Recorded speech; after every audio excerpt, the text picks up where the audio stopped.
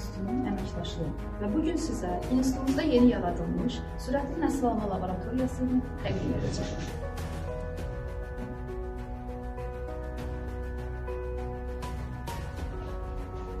Laboratoriyamız 2025-ci ilin dekabr ayında institutumuzun 75 illik yubileyi ərəfəsində istifadəyə verilir. Hazırda bitki seleksiyası istiqamətində əsas məqsədlərdən biri soğutalma müddətinin qısaldılmasına nail olmaqdır.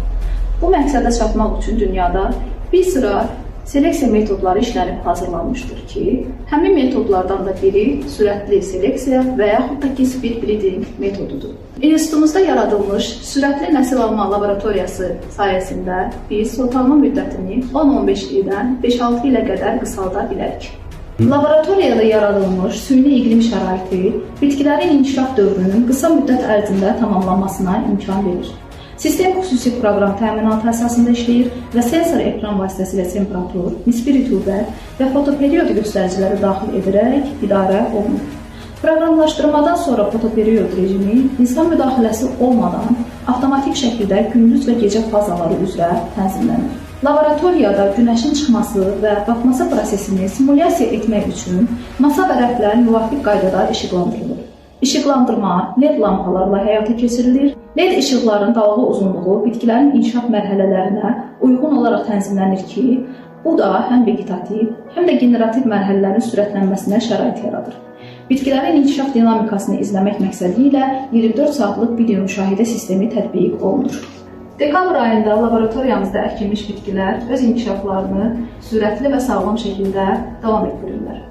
Qarğıdalı bitkisi hazırda 10 yarpaq, 11 yarpaq mərhələsindədir və artıq üzərində erkək çiçəklərini görürük.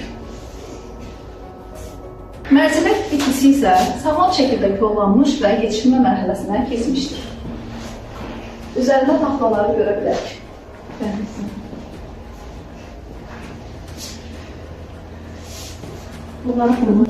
Yaşıl paxlalar üzərində görünür. Noxud bitkisi hazırda çiçəkləmə mərhələsindədir. Arpa və buğda bitkiləri isə tollama mərhələsinə keçid etmişdir.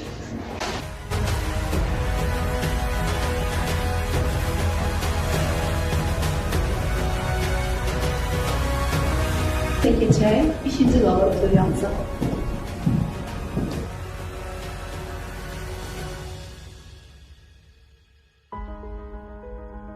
Toxumlar əkildikdən sonra düzəltilərin kök sisteminin normal formalaşması üçün onları qırmızı spektrli otağa yerləşdirilir.